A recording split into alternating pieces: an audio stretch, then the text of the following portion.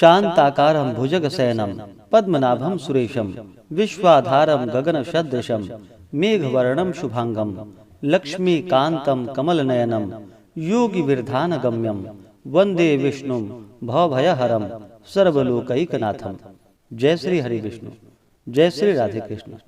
आप सभी का आपके अपने YouTube channel BK Mishra present में बहुत बहुत स्वागत है। आइए आज आप सब सुनेंगे मार्गशीर्ष मास कृष्ण पक्ष की उत्पन्ना एकादशी व्रत की कथा। आप सभी भक्तों को उत्पन्ना एकादशी व्रत की ढेर सारी शुभकामनाएं।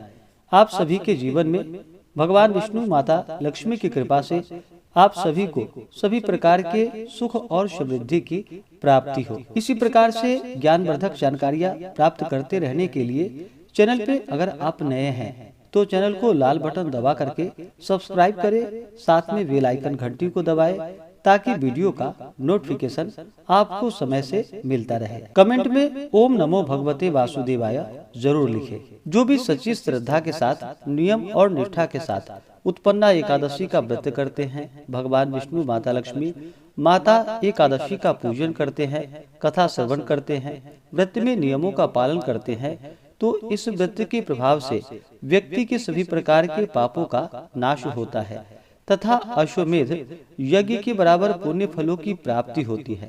एकादशी का व्रत जो कि प्रत्येक माह के कृष्ण पक्ष और शुक्ल पक्ष की एकादशी तिथि के दिन एकादशी का व्रत किया जाता है, इसे एकादशी या 11 व्रत के नाम से जाना जाता है। मार्गशीर्ष मास उत्पन्ना एकादशी के दिन से ही जो कि एकादशी व्रत की शुरुआत मानी जाती है।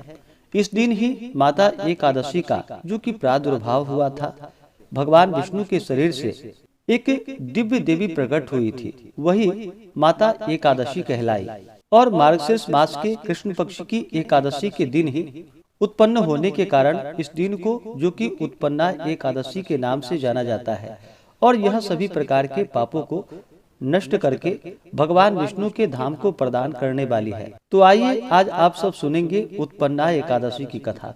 अगर आप एकादशी व्रत के उपलक्ष्य में ब्राह्मण दक्षिणा, अन्नदान, वस्त्रदान आदि के लिए देना चाहते हो तो आप अपने श्रद्धा और सामर्थ्य के अनुसार हमें डिस्क्रिप्शन में जाकर के वहां से गूगल पे, फोन पे या अकाउंट नंबर के माध्यम से आप अपने श्रद्धा और सामर्थ्य के अनुसार हमें ब्राह्मण दक्षिणा प्रदान कर सकते हैं। तो आइए सुनते हैं उत्पन्ना एकादशी व्रत की कथा।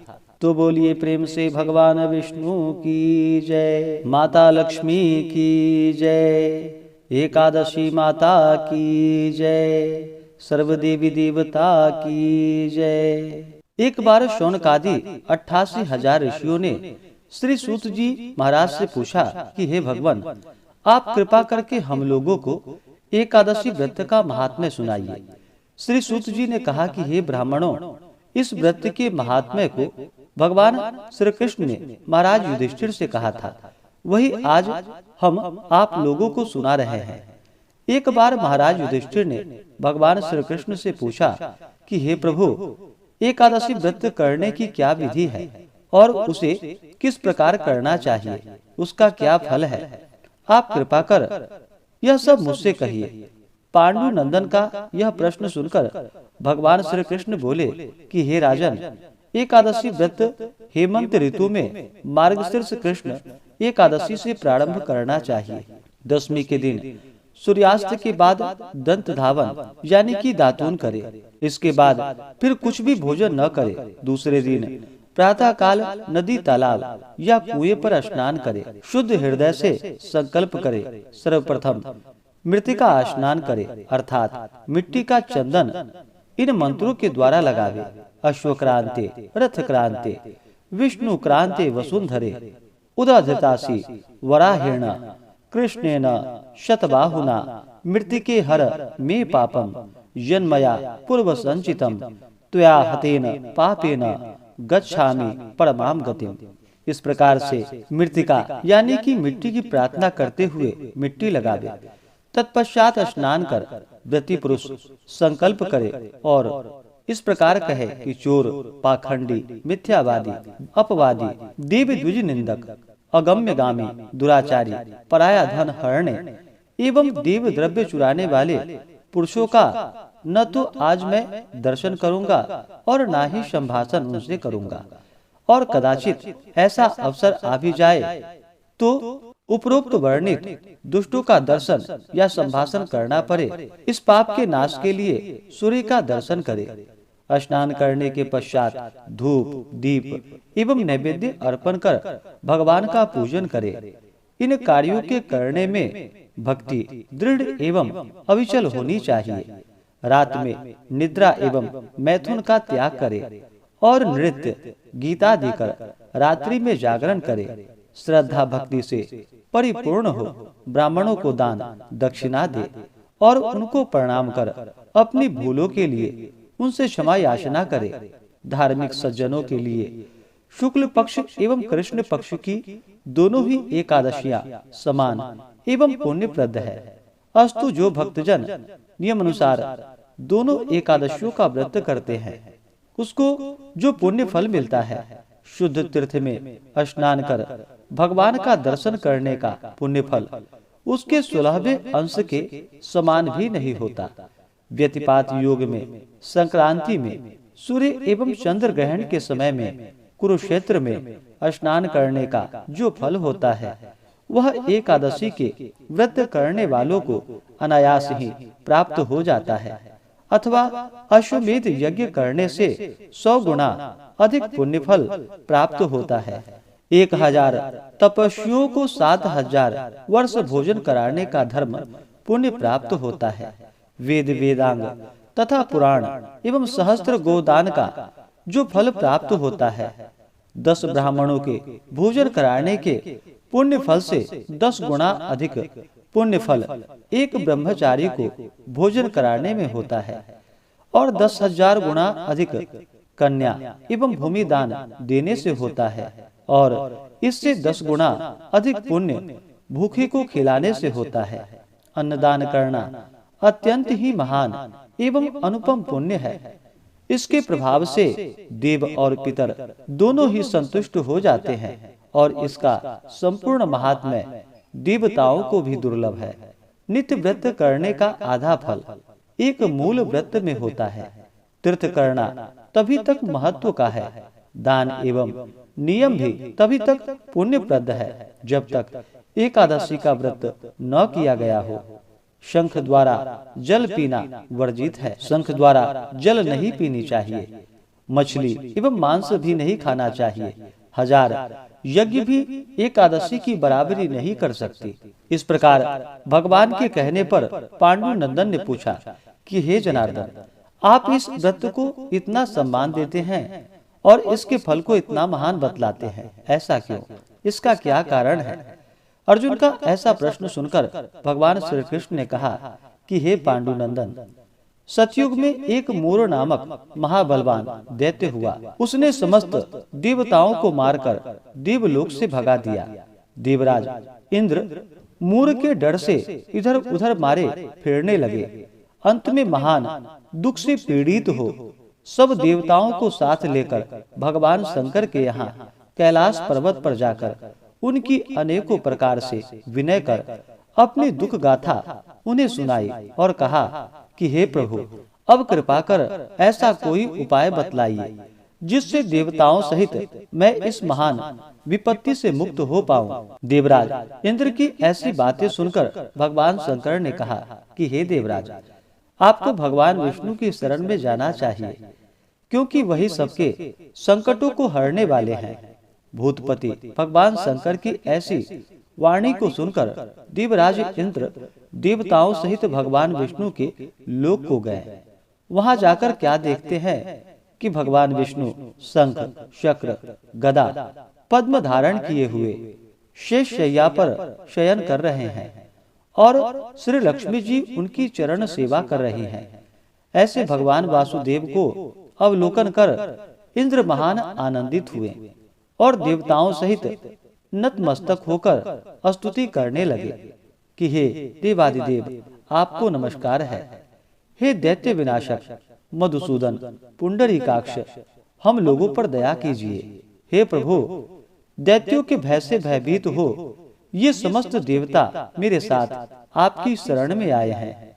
इनकी रक्षा कीजिए, इन्हें अभय कीजिए, क्योंकि आप ही जगदाधर, जगत को उत्पन्न करने वाले, पालने वाले एवं संहार करने वाले हैं तथा गौ, द्विज और देवों के हितकारी हैं। हे प्रभु, क्षिति जल पावक, गगन और शमीर सब आप ही हैं, क्योंकि आप ही संसार के रचयिता हैं।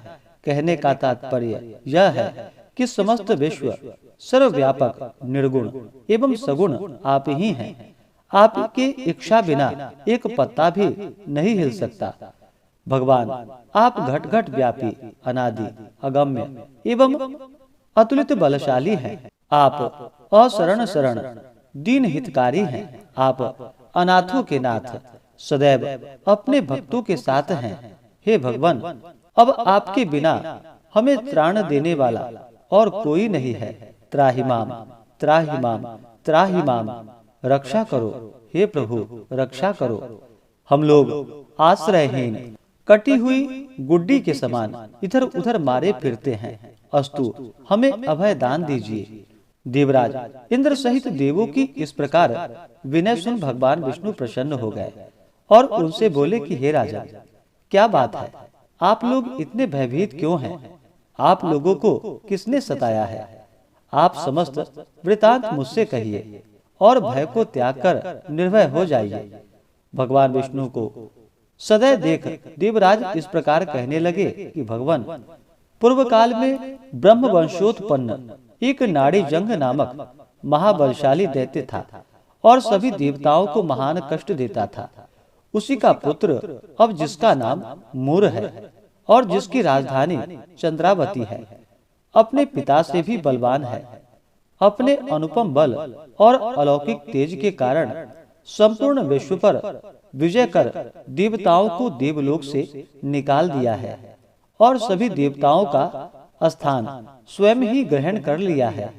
हे भगवान, इंद्र, वरुण, यम, कुबेर सब कुछ वही है और आज व्योम पर प्रखर मार्तंड के समान त्रिलोकी को तपा रहा है। अस्तु, अब आप हम सब देवताओं पर परम अनुग्रह कर उस दुर्दमनीय दैत्य का संहार कीजिए और हम सब आपकी शरण में आए हुए देवताओं की रक्षा कीजिए।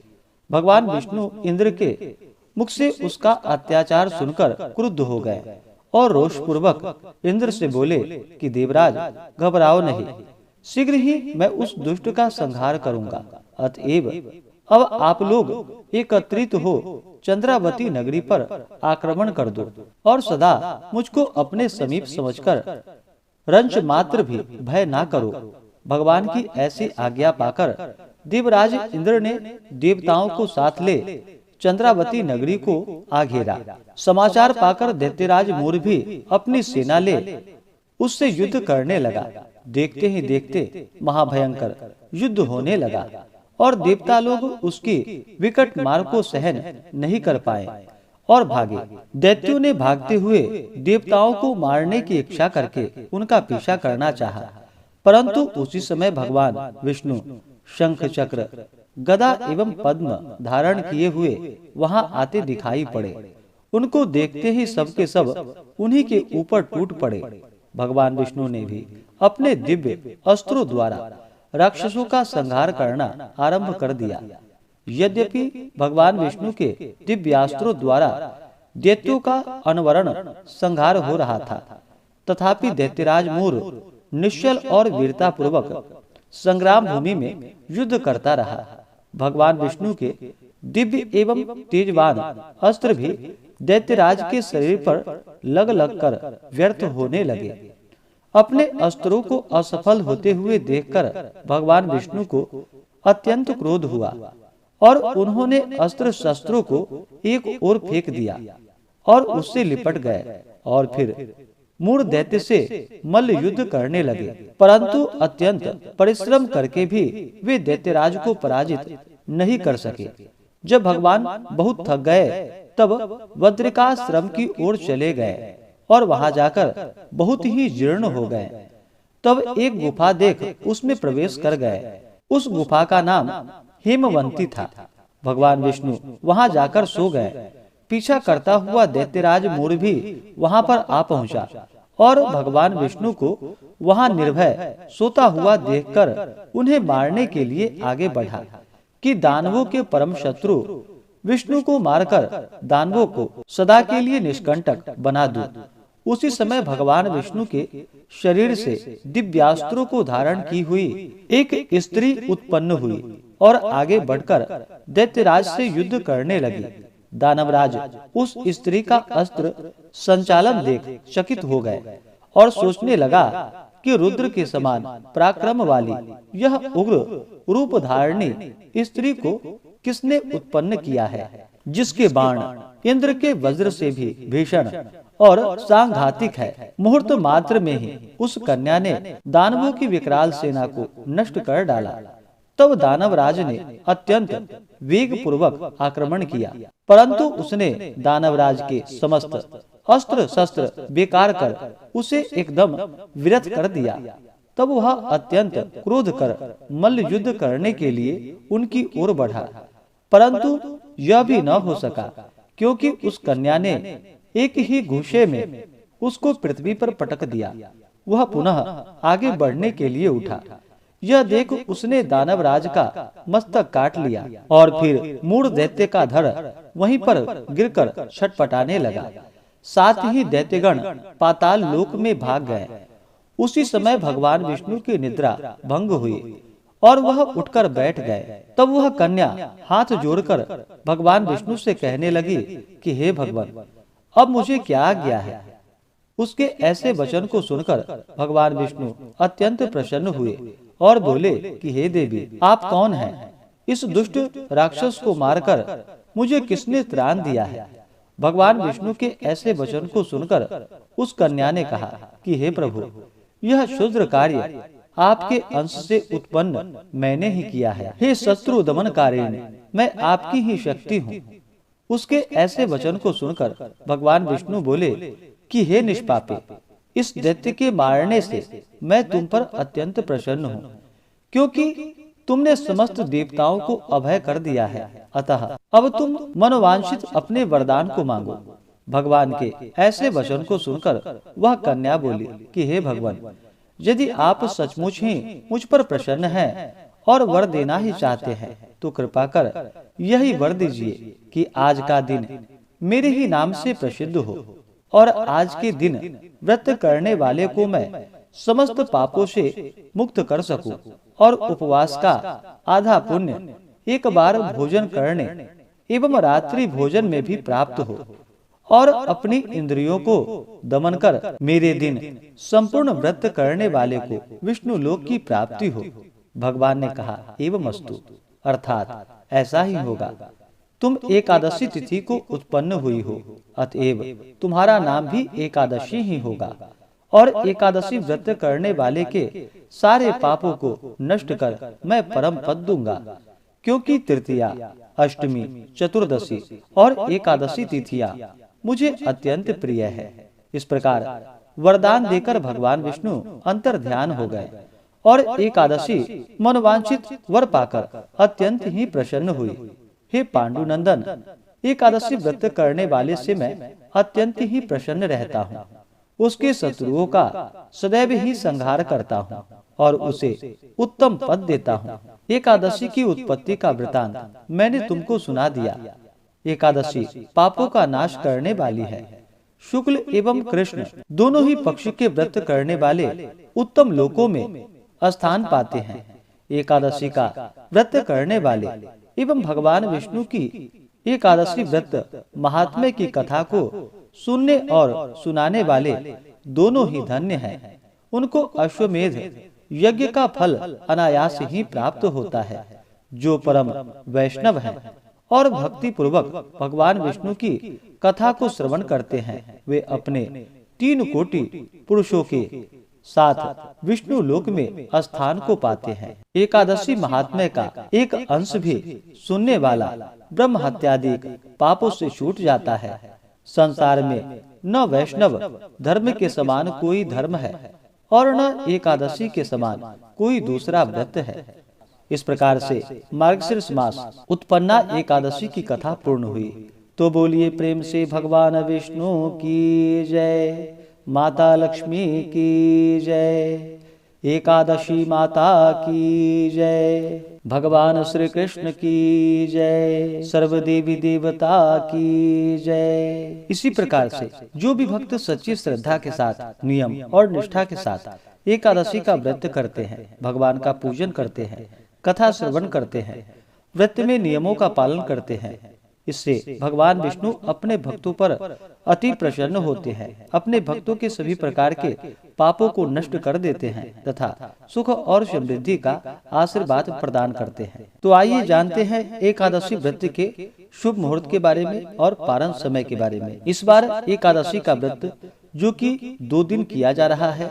एकादशी तिथि प्रारंभ समय 8 दिसंबर 2023 दिन शुक्रवार सुबह 5:08। यह समय सनातन पंचांग के अनुसार है और वाराणसी ऋषिकेश पंचांग के अनुसार एकादशी तिथि की शुरुआत जो कि 8 दिसंबर को तड़के जो कि 2:51 से एकादशी तिथि शुरू है और एकादशी तिथि की समाप्ति 9 दिसंबर 2023 दिन शनिवार सुबह 6:32।